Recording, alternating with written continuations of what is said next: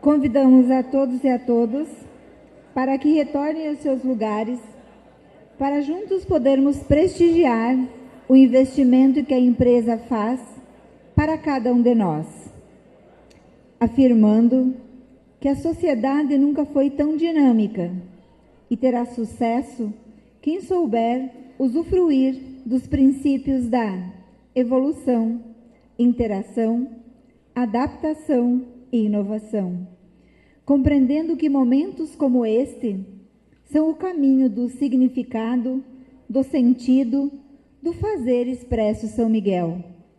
Para dar continuidade ao evento, convidamos o presidente da Timus Branding, senhor Ricardo Guimarães, para a sua contribuição neste evento. Bom dia. Primeiro eu queria agradecer a confiança do convite, de colocar essa plateia aqui nas minhas mãos durante alguns minutos. Muito obrigado. E eu queria dar os parabéns também. Legal quando a gente chega antes e consegue assistir essas palestras. E eu tinha já feito uma reunião com o Márcio, com a equipe, para poder entender bem a Expresso São Miguel, mas aqui vendo pessoalmente as apresentações, os conteúdos, a atitude das pessoas, vendo essa plateia, né, tem uma consistência assim, eu queria dar os parabéns para vocês. Queria dizer que se tivesse capital aberto, eu compraria ações da São Miguel hoje. Vocês têm um futuro brilhante, e eu posso dizer que vocês vão ter um futuro brilhante, pelo que eu ouvi aqui, não pelas previsões do Banco Central, que a gente sabe que ele está conforme a dança, né? Quer dizer, ele dança conforme a música, mas porque vocês estão desenvolvendo competências para poder estarem bem. Gente, então, a gente vai falar de evolução, e eu estou falando justamente, estou vendo vocês desenvolverem as competências para que vocês se deem bem, não importa o cenário, não porque vocês previram, mas porque vocês estão com as habilidades necessárias para sobreviver num ambiente que a gente não sabe qual vai ser. Você tem que se preparar para o pior, e o pior é aquilo que você não sabe que vai acontecer, não aquilo que você sabe que vai acontecer. Então, nós vamos falar de evolução, mas não no sentido de evolução como progresso, como indo para uma coisa melhor, mas vamos falar de evolução como fenômeno da natureza. O fenômeno da natureza da evolução elimina quem não consegue se adaptar para um cenário que vem no futuro. E é uma coisa muito cruel. E a nossa conversa aqui, eu espero que sirva não só para Expresso São Miguel, mas que sirva para vocês como pessoas, como pais, como mães, né, como irmãos, como consumidores, para a vida, para planejar futuro, para educar filho, né? Vamos trocar uma ideia sobre o que está acontecendo no mundo. Eu gostei muito também do que eu ouvi. Cadê o Ederson? Adorei a sua metáfora da árvore, a metáfora do Matrix, e essa história da natureza como fonte de inspiração e aprendizado. É muito legal, porque a natureza está aí há 4 bilhões de anos resolvendo problemas complexos, com muita economicidade, com muita eficiência, e de quebra dá a beleza para a gente, né? Quer dizer, é interessante que a beleza da natureza, na verdade, é uma evidência de eficiência. Não é bonito porque é bonito. É bonito porque resolveu o problema com muita economia de recursos. Não há desperdício na natureza. Quem faz desperdício é o homem, né? Então vamos usar, a natureza para entender a evolução. Vamos usar essa imagem aqui, que é uma coisa da natureza.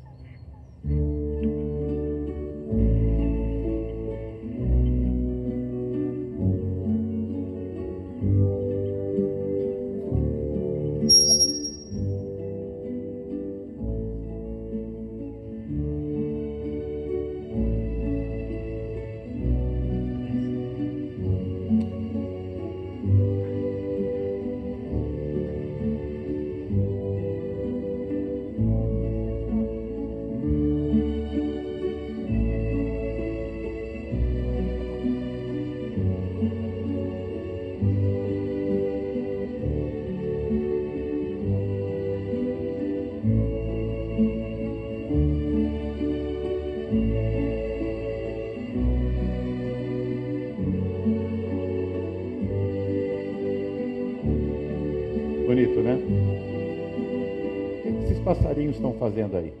Vocês conseguem imaginar? Tem uma harmonia, tem uma movimentação, né? Eles estão fazendo algumas coisas, parece que tem um plano, né? O que eles estão fazendo aí? Na natureza, tudo está buscando a sua perpetuidade, perpetuar a sua espécie. E esses pássaros, eles chamam starlings. Isso acontece na Inglaterra, em uma determinada região, é mais ou menos parecido com as andorinhas aqui no Brasil. Esses pássaros, durante o inverno, fica muito frio. Então, no fim do dia, que é quando cai muito a temperatura, eles se reúnem para bater asa junto e aquecer uns aos outros. Né? Perpetuidade. A outra razão é que tem predadores. Quer dizer, de vez em quando você vê um gavião assim, que é um pássaro maior, que tenta atacar eles, aí eles juntos se formam um grande animal, porque então para o gavião é um bicho enorme, não é um passarinho frágil. Então eles juntos conseguem atacar o predador para proteger a vida deles. Agora, o mais importante, que é o que serve para o que eu ouvi hoje, quando vocês falam de gestão de rede, conhecimento, informação, gente, eles estão trocando informação para saber onde tem comida e onde acabou comida. Eles estão trocando informação para que no dia seguinte eles possam ir lá onde tem comida para pegar comida para levar para a família dele, para garantir a perpetuidade da espécie dele. Sobrevivência. A gente está olhando para a cooperação não como uma virtude, mas como um imperativo de sobrevivência. A cooperação não é para ir para o céu, é para ter mais economicidade, é para ter mais eficiência no cumprimento da missão que é alimentar a família. Isso chama-se murmuration. É bem interessante, tudo que a gente olha e acha legal, fala assim, por que funciona assim? Por que é desse jeito? Essa é a pergunta mais fundamental para você ter autonomia para poder agir sobre a realidade. Por quê? Por quê? Por quê? Não receba ordens e não pergunte por quê. Se o cara deu uma ordem, fala, por quê? Não é só porque é chefe, ele sabe. Você pode ter uma informação que vai alimentar melhor a decisão dele.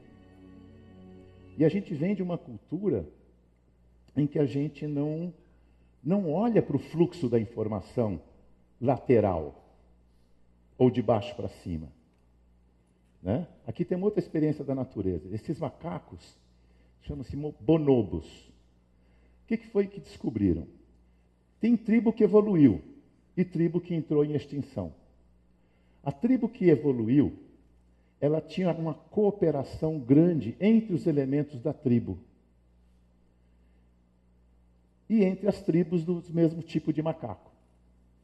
O que eles descobriram nessa tribo que tinha essa cooperação, essa relação entre os elementos da tribo?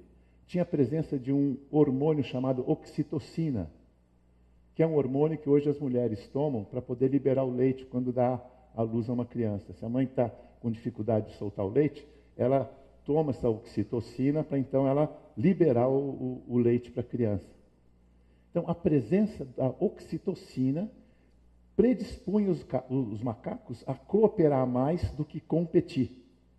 Não é que você vai só cooperar, você compete e coopera ao mesmo tempo. Quando você coopera mais, predispõe a essa cooperação, o fluxo de informação sobre o cenário e o que nós temos que fazer para poder se adaptar e ficar vivo num cenário, não importa como ele aconteça, era muito melhor, era muito mais rápido.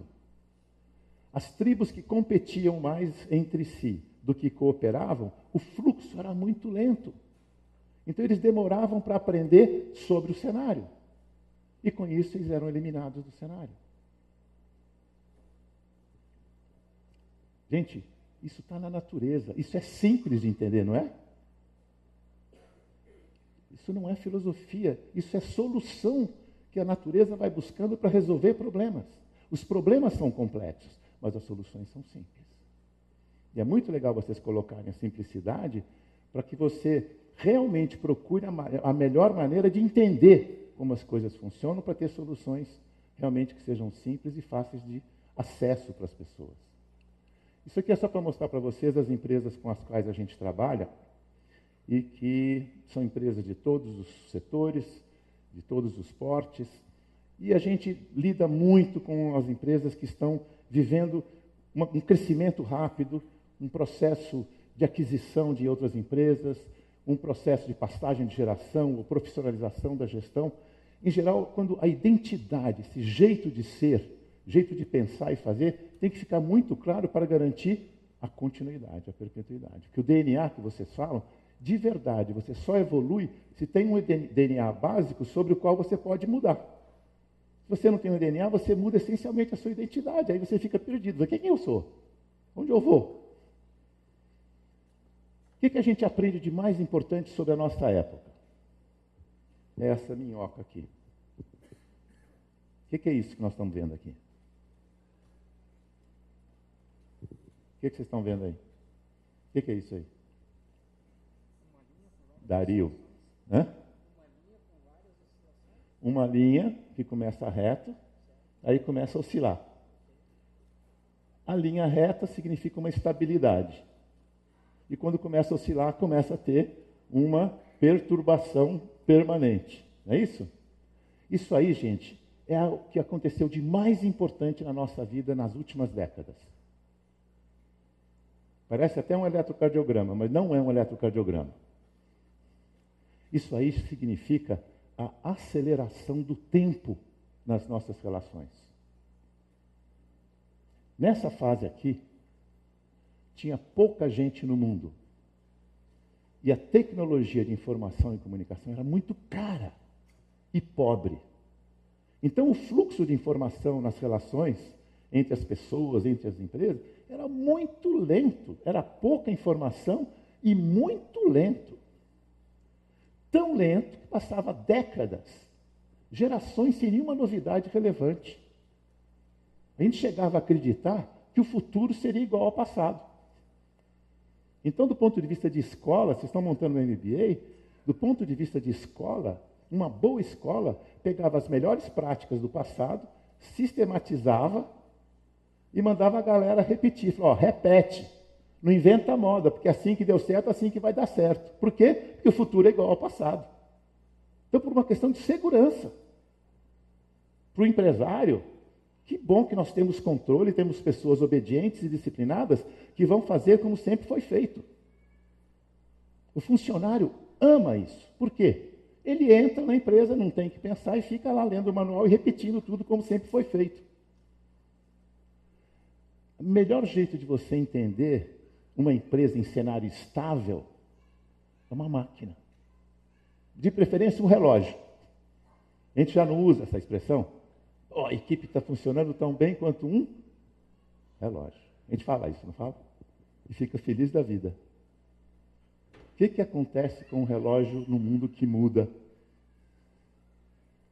O relógio, gente, ele é um sistema fechado. Ele não é sensível ao ambiente. O relógio tem que funcionar igual para você ter confiança nele. Sim ou não? Então ele é um sistema fechado. E o sistema fechado permite um controle absoluto sobre o funcionamento da máquina, porque não tem nenhuma interferência externa. Então, gente, cenários estáveis, empresas que deram certo em cenários estáveis, são estruturadas com bons processos, com as melhores práticas sistematizadas, bons controles, boa hierarquia, sabemos quem manda, quem obedece, está tudo certo.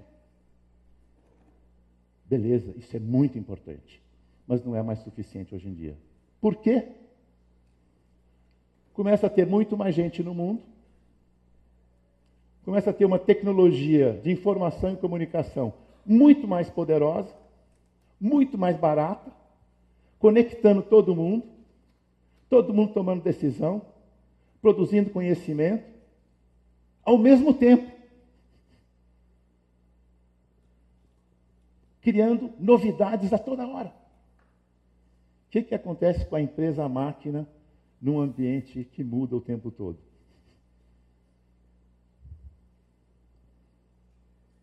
Ela desaparece. Ela precisa desenvolver uma nova competência para poder se dar bem, para continuar se dando bem neste cenário. Ela não pode ser mais uma máquina, sistema fechado. Ela tem que desenvolver a capacidade de aprender sobre o que está acontecendo no mundo, para então poder se reequacionar e voltar competitivo num tempo ótimo. Então, quando vocês falam de agilidade, é o maior indicador que uma empresa precisa ter. Não adianta você se adaptar no seu tempo. Cara, o tempo quem manda é o mercado. Não é a hierarquia que manda o tempo, é o mercado. Por isso que é importante o fluxo de informação do campo para dentro da empresa. Porque é aí que a hierarquia vai ficar inteligente e sensível para poder ter os instrumentos certos para poder tocar o negócio. Gente, nós estamos falando de mudar a maneira de olhar para a empresa. Não é mais um sistema fechado, uma máquina, um relógio. É um sistema vivo, aberto, interativo. Ainda mais vocês que são uma rede, por definição. São várias unidades interagindo que, por sua vez, pertencem à infraestrutura dos seus clientes e dos seus clientes dos dois lados. Vocês são conectores. Então, essa interação, o sistema aberto, e não é só sistema aberto, pessoa jurídica. De um lado nós temos as unidades próprias e temos a agência. Não, do ponto de vista da dinâmica de criação de valor, não tem essa separação jurídica. É tudo uma coisa, tudo São Miguel. E o DNA é importante porque você começa a entrar em aspectos de gestão que são intangíveis. O que é intangível? Conhecimento. O que é intangível? Relação. Qual foi o BO apontado pelo Clóvis? Uma oportunidade de crescimento para garantir a permanência do cliente, consequentemente a perpetuidade do negócio? Atendimento. Relação. A gente é bom na operação. Por quê? A operação é objetivo, tem indicadores seguros, né? Dá para ver que horas que chegou, que horas que não chegou, se a mercadoria está em ordem, se não está. É fácil medir. Relacionamento já é complicado. É uma nova competência que tem que entrar no escopo de gestão. Como é que mede bom relacionamento? Qual é o indicador para você reconhecer o profissional que cultivou bom relacionamento com o cliente? E por que você vai cultivar bom relacionamento com o cliente? Não é para ir para o céu, não é para ficar bem na foto, é para reduzir custo de venda.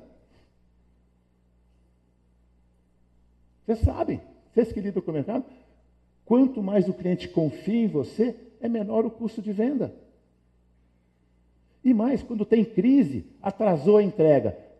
Se atrasou a entrega e foi a São Miguel que era responsável, deve ter algum problema muito sério, que os caras dão valor à agilidade, dão valor à pontualidade, dão valores, tem estrutura, tem competência, tem indicadores, liga lá para ver se eles precisam de ajuda. O custo de gestão da crise é menor. Você aprende mais rápido. Se o cliente confia e não deu certo, ele liga rápido para dizer, olha, não está dando certo, gente, eu sei que vocês querem fazer com outro padrão. Como é que mede isso? Esse é um desafio importante. E vocês estão focando, isso que é legal. Porque esse é o desafio de todas as empresas hoje. No Brasil e no mundo, posso dizer. Por quê? Porque os MBAs não falam de intangíveis. Os instrumentos de gestão não estão pautando os intangíveis como deve. Os cases de sucesso do século XX não focam os intangíveis. Intangível é relação, informação, conhecimento. Por isso que gente começa a ficar importante. Porque não basta a informação. O que significa essa informação para a minha gestão? Isso é gente, não tem computador que vai resolver isso. Beleza. Essa ideia de a sociedade hoje funcionar como um sistema vivo, quer dizer, as empresas são um sistema vivo, e a sociedade, gente, ela hoje tem uma sensibilidade biológica. Se a empresa máquina funcionava num cenário estável, relógio mecânico, beleza. Se é um cenário instável, porque a sociedade está muito mais dinâmica, produzindo muito mais informação, o que aconteceu com a dinâmica social? não é mais uma questão mecânica, é uma questão biológica. Desculpa. Por que biológica? Funciona como um tecido vivo. Ah, não entendi. Eu vou explicar então direitinho. Se entra uma ferpinha no dedinho do seu pé, o seu corpo todo para poder tirar a ferpinha do pé. Não é isso? Apesar da ferpinha ser muito pequenininha e o dedinho pouco importante na estrutura funcional do corpo. Sim ou não? Aí eu pergunto, como é, ou melhor, por que uma coisa tão pequena e tão pouco importante afeta o sistema inteiro? Afeta o corpo inteiro. Por quê? Por causa da conectividade entre todas as células. Por causa da interação permanente entre todas as células. Então, se cada indivíduo, cada um de vocês está conectado com centenas, com milhares ao mesmo tempo, produzindo coisa, o tecido social está funcionando que nem um sistema vivo, que é o nosso corpo, onde pequenas causas provocam grandes efeitos. Como é que gerencia pequenas causas? Biologicamente. Porque na mecânica, cara, eu preciso de uma causa muito forte, uma pessoa muito forte para levantar uma cadeira muito pesada. Eu preciso de uma pessoa importante para abrir a agenda de uma outra pessoa muito importante. No ambiente biológico, que é esse que nós estamos vivendo, a sociedade em rede, pequenas causas provocam grandes efeitos. Um consumidor mal atendido vai na rede social, fala mal da empresa, em 2 minutos perdeu o valor na bolsa. Como é que gerencia isso? Você tem que ter bons vínculos, né? A cooperação não é uma opção virtuosa, é um imperativo de sobrevivência. Vamos falar de sucesso, e é legal porque vocês entendem bem disso. Qual é o melhor caminho?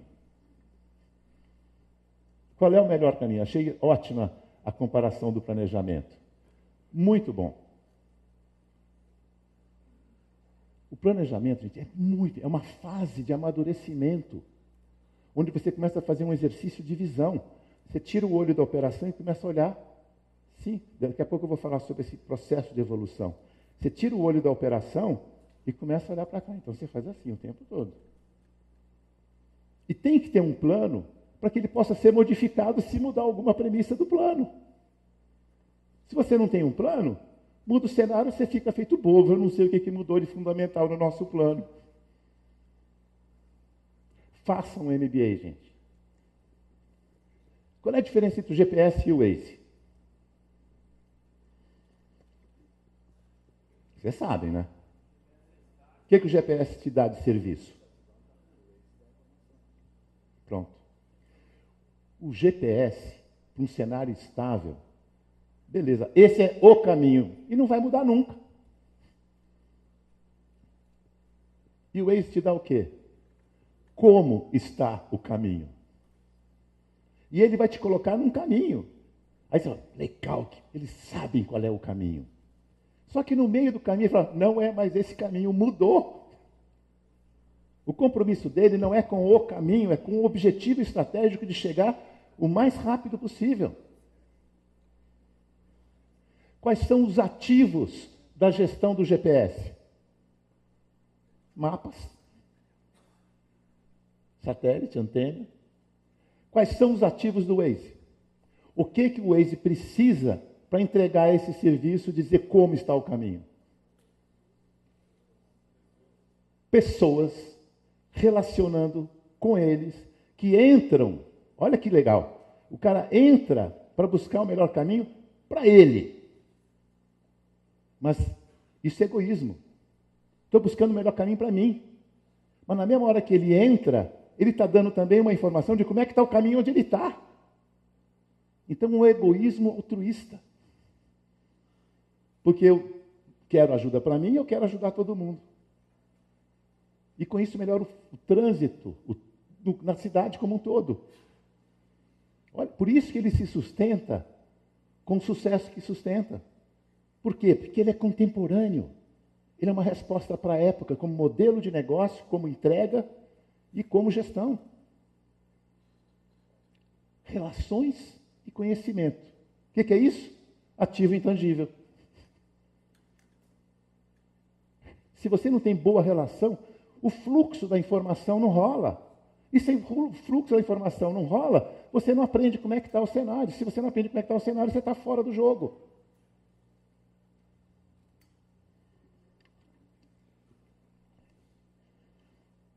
A boa notícia é a evolução. E isso é muito legal. Se vocês vão fazer alguma mudança de cultura, não fala que é uma mudança de cultura, porque as pessoas se sentem ameaçadas.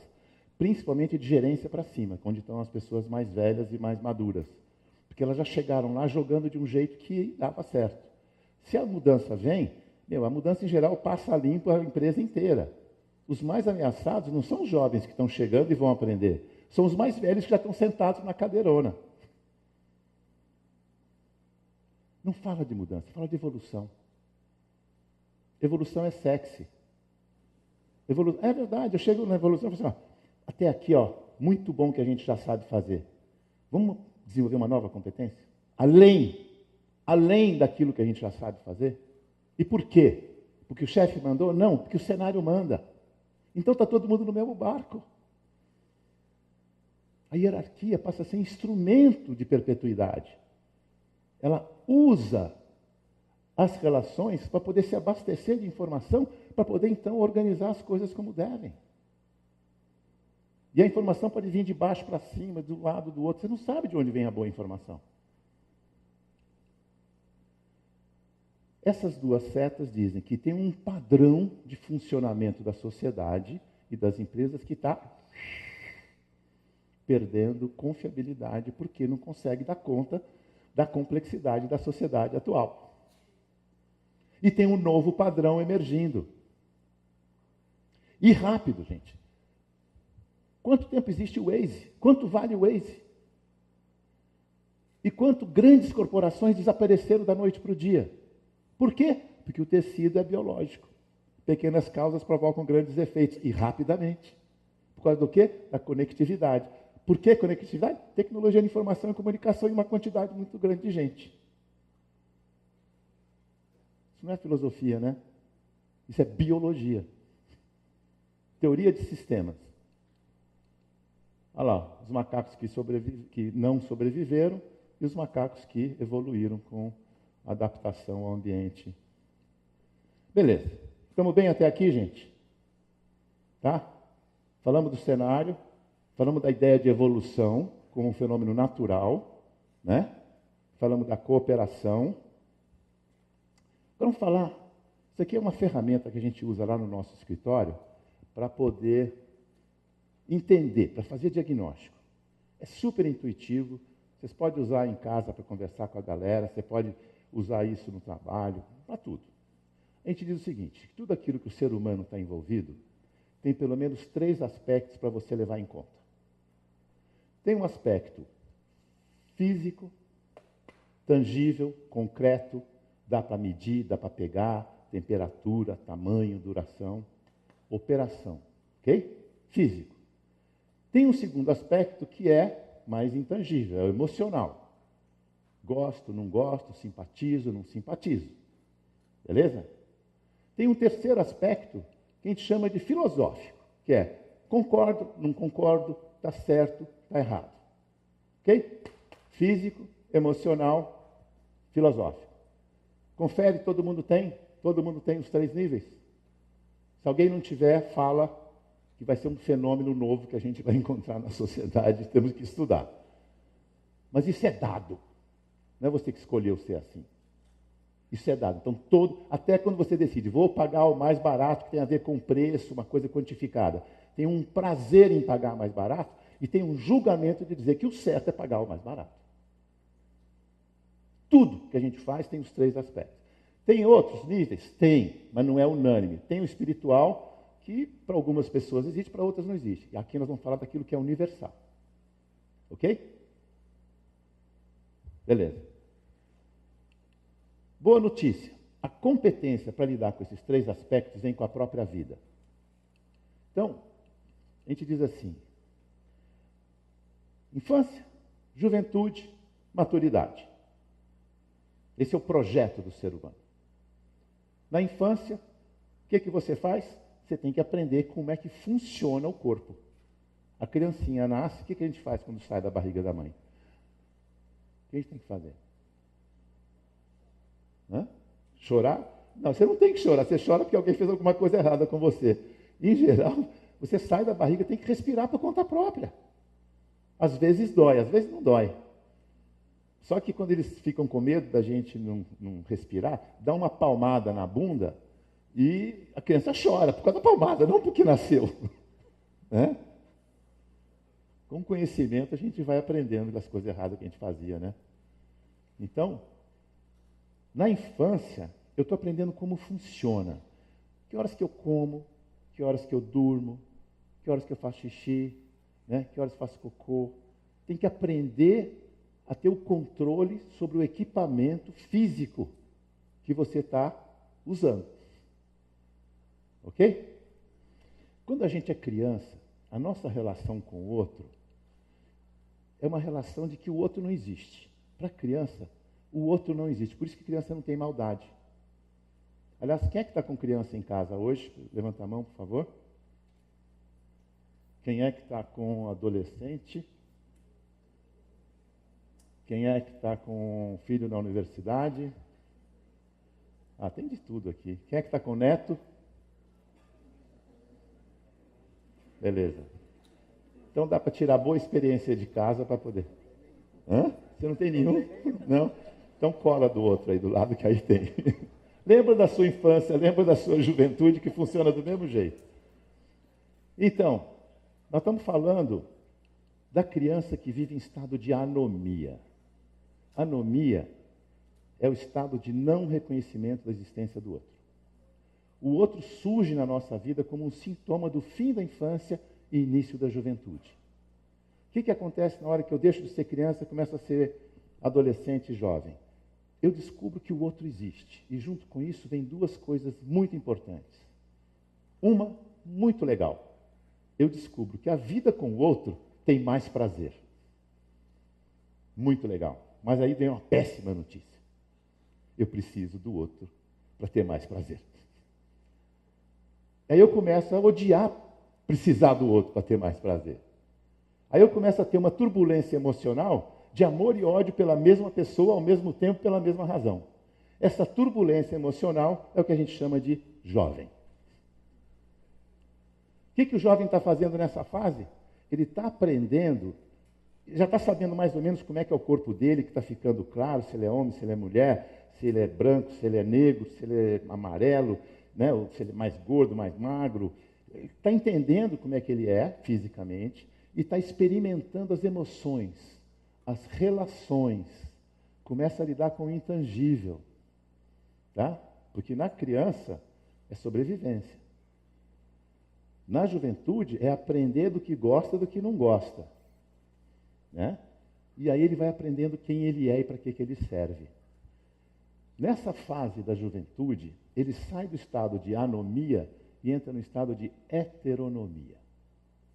Heteronomia é descobrir que o outro existe, mas não ter serenidade para fazer a gestão da relação com o outro. Então precisa de um outro que tutele a relação. Precisa de pai, precisa de professor, precisa de chefe, precisa de polícia, precisa de lei, precisa de manual, para pôr limite. E ele precisa de limite, senão ele vai fazer besteira. Precisa de vigilância. Isso é bom. Tutela. Esse é o estado de heteronomia.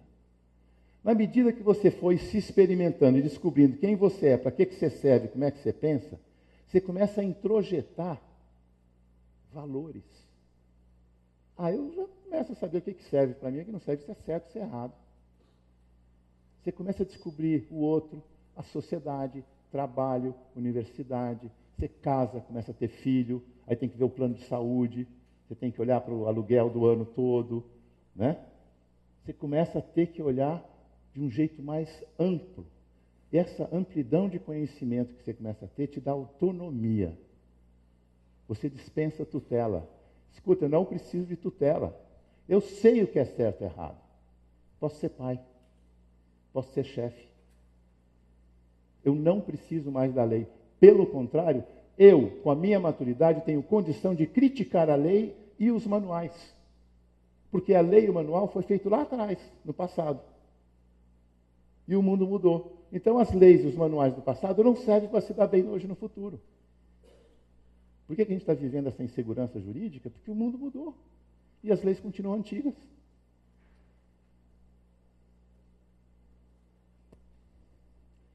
Então, nós estamos falando da autonomia. Olha que genial. A gente sai de um estado de anomia, não reconhecimento da existência do outro, reconhece que o outro existe, é bom, só que não. Aí você fica naquela turbulência emocional, né? Precisa da tutela, e aí você vai para a autonomia. Não preciso de ninguém mandando em mim, não. Eu tenho juízo. Eu tenho discernimento.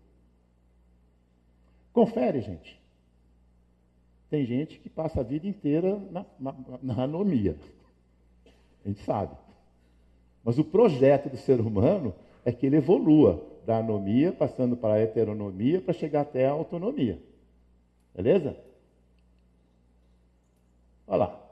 Por trás dessa evolução, você tem a relação de dependência, de independência ou...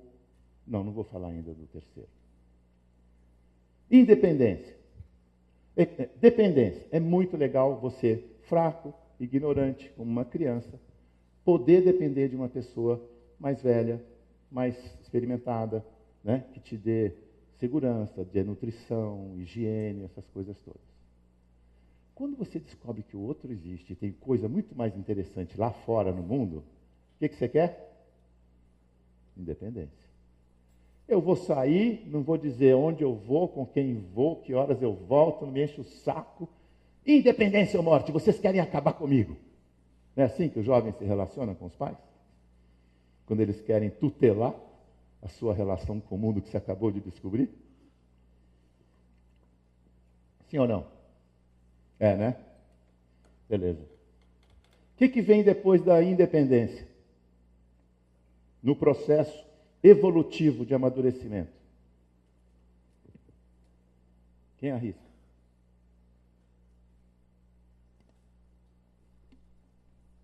O que vem depois da independência? Interdependência. Em geral, a pessoa fala, depois da independência, volta para a dependência. Por quê? Porque ficou velhinho, aí precisa dos outros. Se você vai para a dependência, vai para a segunda divisão. Você volta para a segunda divisão, é exatamente isso.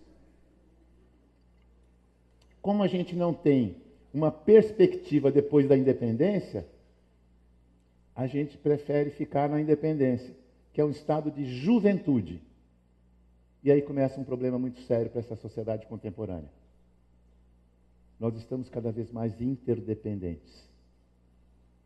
Só que a gente não gosta, a gente confunde interdependência com dependência. E a interdependência, que é você trabalhar em rede, saber que um é tão importante quanto todos, e todos, cada um é importante para o outro. O reconhecimento que se entrar uma ferpinha no dedinho do pé, o sistema inteiro é afetado. Essa consciência que dá uma coesão por uma organização com várias partes espalhadas pelo país, com várias áreas crescendo com muita autonomia.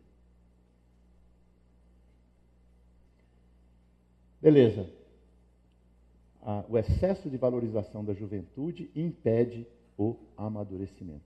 Pode tomar nota, e esse vai ser o maior desafio de uma sociedade onde o tempo de vida será de 100 anos, em média.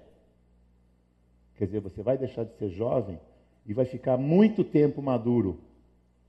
Vai ficar muito tempo maduro, lamentando ter que amadurecer, porque você acha legal mesmo é ser jovem. Dançou, cara. Isso é um projeto de infelicidade e ineficiência.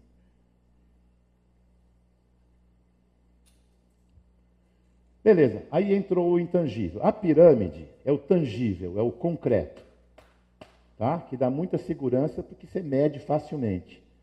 Só que na medida que você vai amadurecendo, a espiral entra, começa a ampliar a sua cabeça. Ampliar sua cabeça significa você se tornar capaz de considerar maior número de informações para tomar uma decisão. Você vai amadurecendo e vai entendendo uma noção de tempo que não é só aqui agora, nesse minuto, que é uma coisa super jovem, o cocô veio, tem que sair. É imediato, importante essa sensibilidade. Mas não suficiente, porque na hora que você começa a assumir compromissos com outras pessoas, você tem que começar a negociar, a se planejar melhor. Né? A noção de tempo presente vai se ampliando. Né? Quando você é jovem, você tem um aluguel do mês que você tem que pagar, você é solteiro, quer dizer, uma coisa muito pequena. Tem filho, já começa a ter um planejamento de escola, férias. Você vai assumindo mais responsabilidade na empresa, você tem que olhar dinâmicas mais complexas. Isso se chama ir abrindo a cabeça para entender melhor a realidade e poder tomar uma decisão criando o maior benefício possível com o menor risco. Nessa hora você é confiável. Nessa hora as pessoas podem delegar para você, sabe que você não vai fazer besteira, porque você tem maturidade para lidar com as diversas variáveis que consideram uma decisão importante. Beleza. Então, essa é a chave. Pirâmide, tangível. Espiral, intangível. Vamos falar agora de mercado. Isso aqui já é importante, até para a gente ver o estágio que São Miguel está.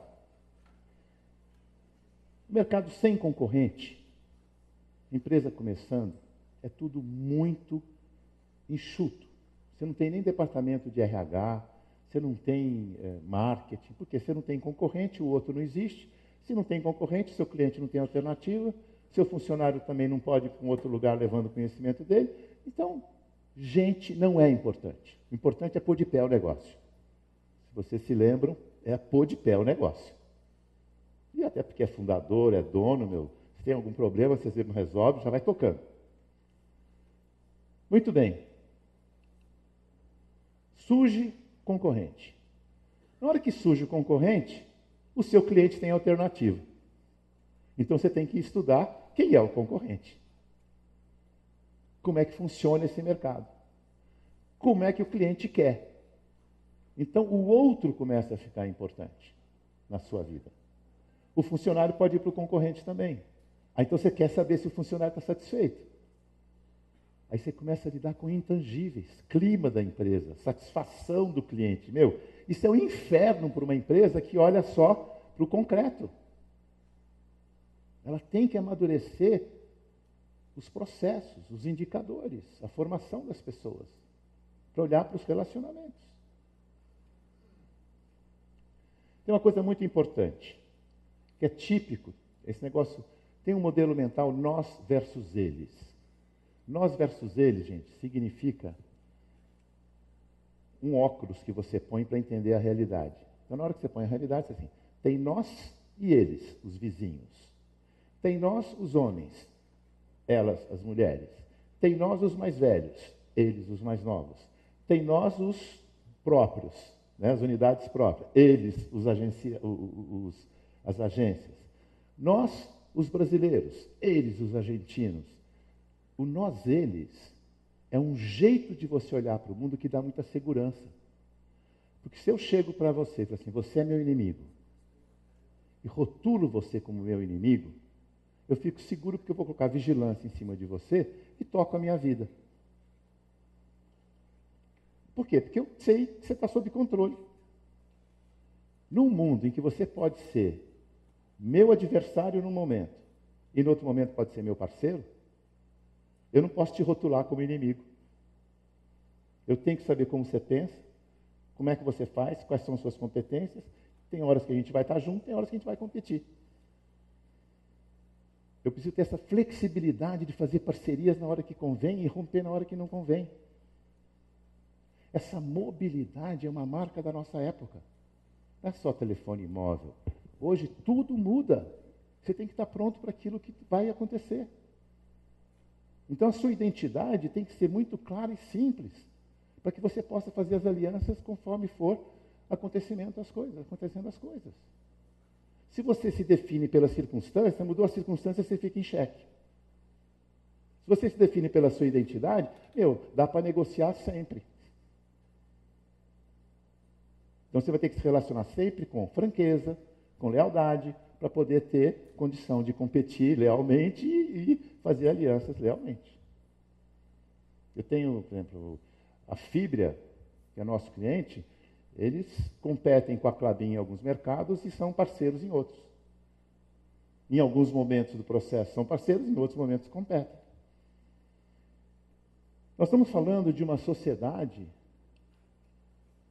globalizada. A sociedade globalizada, gente, onde esse serviço que vocês prestam é vital, porque é justamente onde uma coisa vem de um lugar e vai para o outro, e se não tiver isso, não existe comércio, né?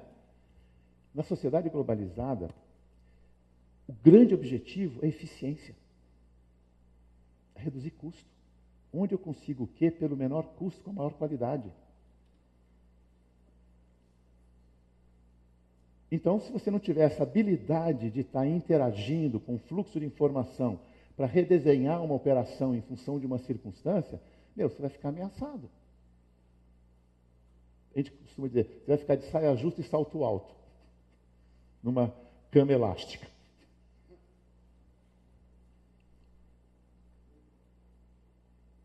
Beleza. Gente, eu não estou dizendo que para de competir. Não. Competição é uma competência já adquirida no século XX. A nova competência, além de competir, é cooperar. E ter discernimento para cooperar e competir. Estou falando dentro da empresa, na própria equipe, dentro de casa, qualquer lugar. É um jeito de viver, é um jeito de olhar a vida. Vai educar filho, falar, meu filho, seja competitivo, dê uma banana para todo mundo e tal, toca você a sua vida. Ou você vai dizer, meu filho, seja um banana, submeta-se ao grupo, o todo equivale. Não, cara. Você tem que saber se individuar e ao mesmo tempo interagir com o outro, porque é o todo que te mantém. É você que enriquece o todo. Não tem fórmula, é isso ou aquilo, é os dois. Aqui, ó, saímos de uma sociedade agrícola, fomos para uma sociedade industrial. O que é a sociedade agrícola? Pouca gente no mundo. Não tinha papa separado de rei, era tudo junto. Né? As pessoas moravam longe um do outro, então o outro não existia. Né? Não tinha um cidadão com direitos e deveres. Cidadão com direitos e deveres vai acontecer aqui, ó, com a Revolução Francesa, né? Onde se criou o cidadão com direitos e deveres, o legislativo, o judiciário. Houve uma inteligência, um racionalismo, uma ciência que ajudou a organizar a sociedade. Que foi o que a gente herdou. E está fazendo água aqui, eu vou mostrar daqui a pouco. Né? A sociedade, como foi organizada naquela época, ela não está dando conta mais das necessidades da sociedade contemporânea. Na fase industrial, tem o Ford. O Ford foi um cara que fez a transição da fase agrícola para a fase industrial. O Ford, ele tinha um sonho. Ele queria fabricar o maior volume possível de carros iguais para que o custo fosse muito baixo, tão baixo, que o peão que montava o carro pudesse comprar o carro. Essa era a ideia dele. E deu certo. Só que a sociedade evoluiu. A sociedade chegou para o Ford e falou, seu Ford, muito legal essa sua ideia de diminuir o esforço físico de carregar uma coisa de um lugar para o outro. Muito bom. Operacional, engenheiro, beleza. Só que eu queria o seguinte, eu queria um carro vermelho, combina mais com a minha personalidade, eu sou muito energético. Aí o outro falou, não, eu sou da paz, eu quero um carro branco. Aí o outro falou assim, não, eu quero um verde, porque eu sou da natureza. Quer dizer, a sociedade estava evoluindo, querendo mostrar aspectos do seu comportamento para se aproximar das pessoas que são mais semelhantes, com afinidades e tal. E o Ford, com a cabeça dele, grudado no sonho dele de fazer carros iguais, e como engenheiro dizendo o seguinte, cara, a cor do carro não altera a eficiência, não me encha o saco. Vocês podem escolher qualquer cor de carro, desde que seja preto. Quer dizer, o sonho dele, que era super legítimo, começou a ficar arrogante. porque ele não respeitou que a sociedade queria se relacionar, fase do meio, se relacionar. A GM chegou e falou assim, opa, peraí, quem quer vermelho? Junta aqui. Quem quer amarelo? Quem quer verde? Quem quer branco? Esses são os segmentos do mercado. E eu vou ouvir o mercado. A GM tomou a liderança da Ford e a Ford nunca mais recuperou a liderança de mercado. E a GM se transformou na melhor referência de melhores práticas para gestão, para tudo. Sim ou não? Era uma empresa que dava muita segurança. Você queria garantir o seu futuro, você tinha a sua poupança, você ia comprar ações da GM. Qualquer viúva fazia isso para garantir o dinheirinho dela maior amanhã. Aí eu pergunto para vocês, cadê a GM hoje? Aonde você vai pôr a sua poupança hoje? Vai pôr na GM? Qual é a empresa que mais vale no mercado hoje? Fala? Google, é isso mesmo. Apple, pode ser. Amazon. Meu, o que são essas empresas?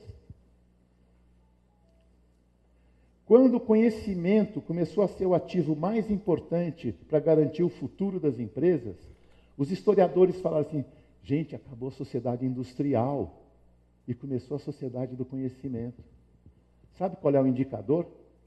Bolsa de Valores de Nova York, onde a Microsoft, apesar de ser 60 vezes menor do que a GM, começou a valer mais do que a GM. Como é que pode uma coisa que é 60 vezes menor valer mais? No caso da Expresso São Miguel. Valor de mercado. Se alguém no mercado de capital vê uma apresentação dessa, faz umas visitas para vocês, o valor de mercado vai lá para cima. Todos vocês são acionistas da São Miguel. Vocês estão avaliando as condições de garantir um futuro bom. Por isso que vocês estão nesse negócio. Quer dizer, o futuro da Microsoft estava mais garantido do que o futuro da GM. Por quê? Porque o que garantia o futuro da Microsoft era conhecimento, enquanto o que garantia o futuro da GM era estoque, máquinas, 20 mil concessionárias, quer dizer, coisas físicas que perdem valor com o tempo. Diferente do conhecimento, que aumenta de valor com o tempo. Essa proximidade dos acionistas, fundadores, como conselheiros, isso é riquíssimo. Riquíssimo para eles, que tem que aprender como é que o mundo está funcionando, e riquíssima organização para saber o que deu certo e o que tem que mudar. Essa interação, privilegiando o fluxo do conhecimento.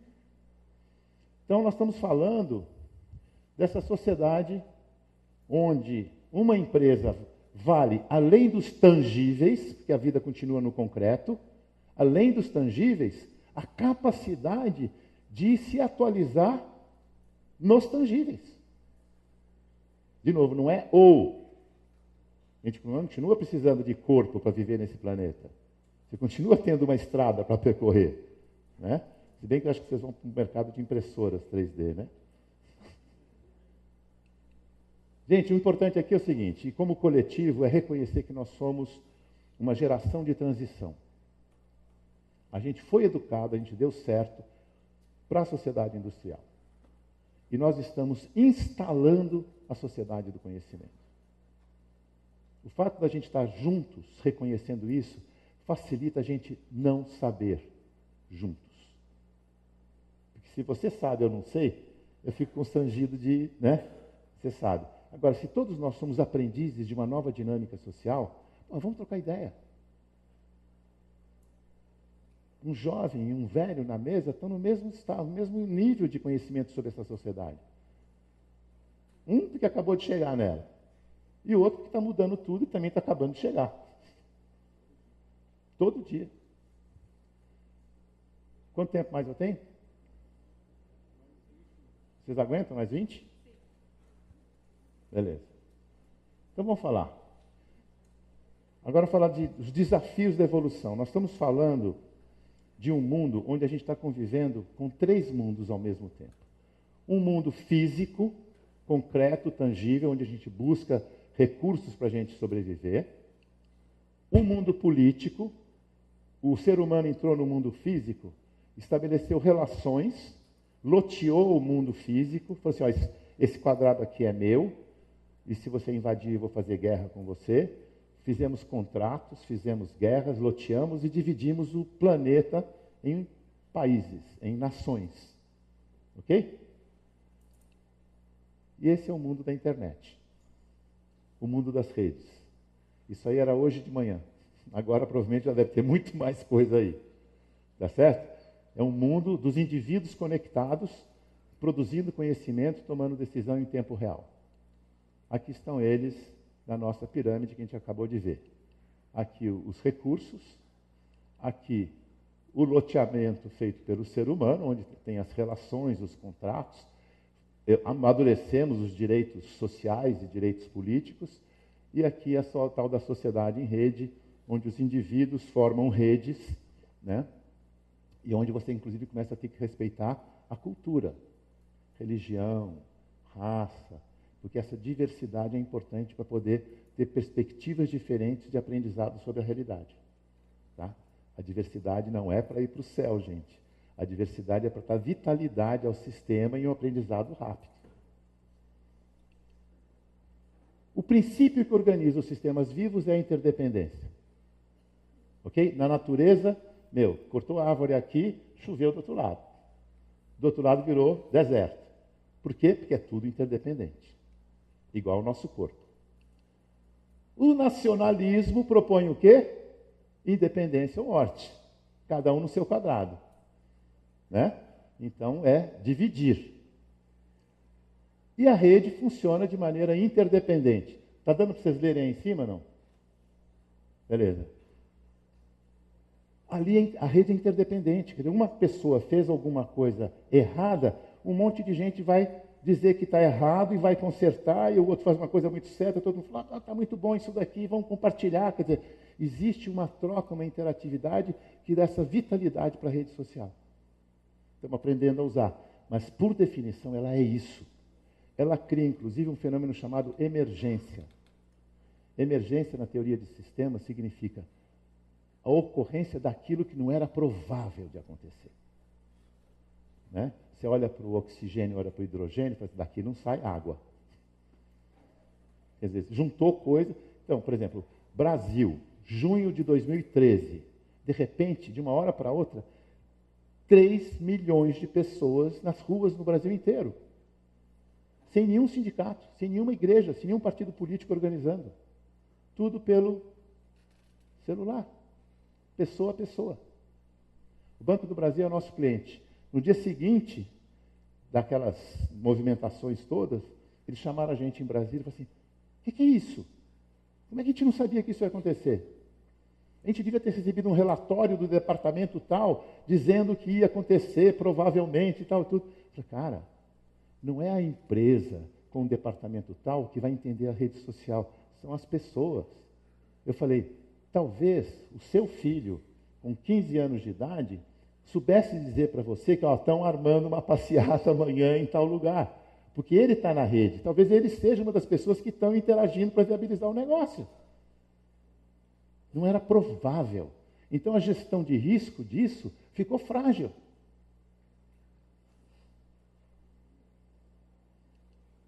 Então, o que rege as relações nacionalistas é a independência ou morte.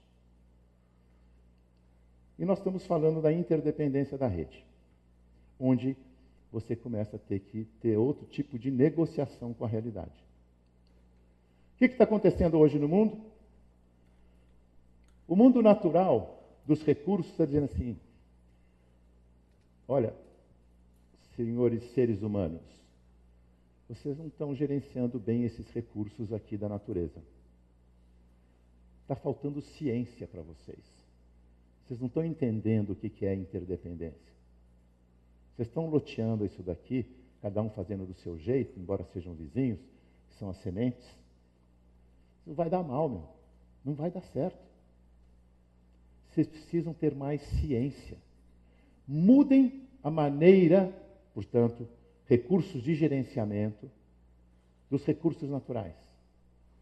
Mudem os indicadores para saber o que está bom, o que não está bom, nos recursos naturais. Aprendam a lidar melhor com isso, senão vai faltar. Então, temos uma pressão do mundo natural dizendo para o pessoal que está na gestão dos recursos naturais, cara, se vira, aprende mais. E nós temos um mundo lá em cima, com a dinâmica das redes, o dinheiro vai numa velocidade absurda, os ministérios da fazenda, os bancos centrais, não conseguem acompanhar o fluxo do dinheiro nos indivíduos. Em 2008, a crise foi principalmente por causa disso, não dava para prever. Os indicadores eram muito grosseiros para acompanhar essa velocidade e esse bastidor que as redes criam. Privacidade. O que é privacidade? Você quer ser observado? Ah, eu não quero. Então eu não vou observar também o criminoso potencial. Ah, falou, não, então pode. O que é privacidade? Direitos autorais. Não vou pagar. Todo mundo aprendeu com todo mundo. Por que eu vou ter que pagar uma ideia aqui que foi do outro, que o outro teve que estudar com o outro, que teve que estudar com o outro? O conhecimento está disponibilizado para... As patentes estão com o tempo cada vez mais curto. Tem que mudar as leis, mudar as instituições, mudar os instrumentos de gestão desta sociedade, porque os instrumentos dessa fase aqui não servem para gerenciar essa realidade aqui. Por isso que o mundo atual está fervendo, está em turbulência, porque nós estamos em transição, do jeito que era, não é mais, e do jeito que será, ainda não é. O que é uma grande oportunidade de inovar. Se você tem sensibilidade, senso crítico, isso aqui pode ser mais rápido, isso aqui pode ser mais seguro, isso daqui pode ser mais econômico. Vai, experimenta. Se você percebeu que pode ser melhor, você pode ser um pioneiro de um negócio enorme, ou do seu próprio negócio, para ser pessoas mais presentes, pessoas que têm as suas próprias opiniões, com autonomia de pensamento. O que é ótimo, né? Porque é sexy. Você dizer para o professor, qual é a sua opinião? Pergunta para o funcionário, qual é a sua opinião? Ele vai levar um susto. Fala, não estou acostumado a dar opinião. O que você acha que deve ser feito? Eu não estou acostumado a dizer o que acho. Não tem que achar nada, eu tenho que obedecer.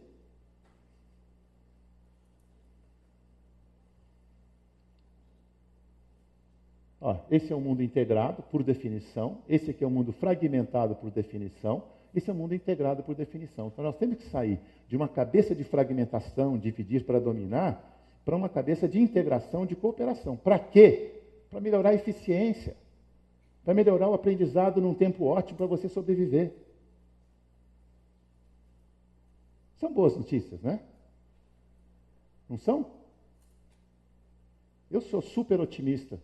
Eu acho que o mundo está indo por relações muito melhores. Uma compreensão da interdependência e da criação de instrumentos de gestão para a criação de valor e gestão de risco, baseado nessas novas dinâmicas sociais.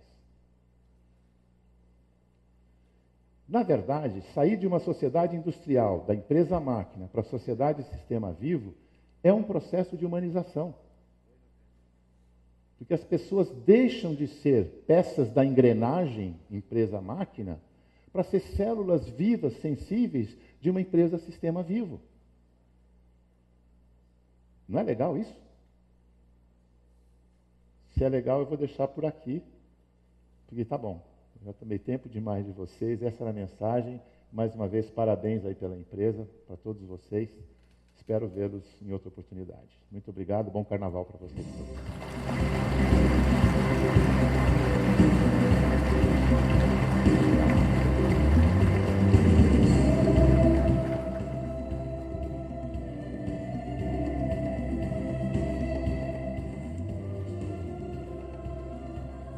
Agradecemos a valorosa contribuição do senhor Ricardo Guimarães, de todos os presentes, e expressamos a certeza que juntos somos mais profissionais, mais fortes, mais humanos mais coerentes, mais criativos, mais expressos, São Miguel. Com toda essa gratidão, a gente convida o Sr. Ederson para que possa entregar um mimo, para que você leve um pouquinho das nossas recordações da Expresso São Miguel.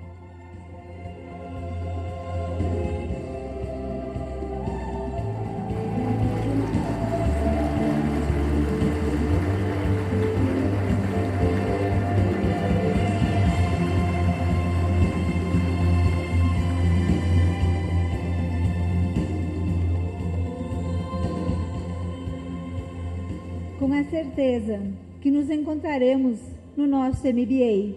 O convite foi feito e a semente é lançada. Que possamos nós concretizar o sonho. Na sala de aula, quando entre colegas, também seremos professores e alunos. Então, convidamos a todos para que possamos confraternizar este momento no CTG Quero Quero. E lá sim, podermos efetivar então a inscrição no nosso MBA. Muito obrigada.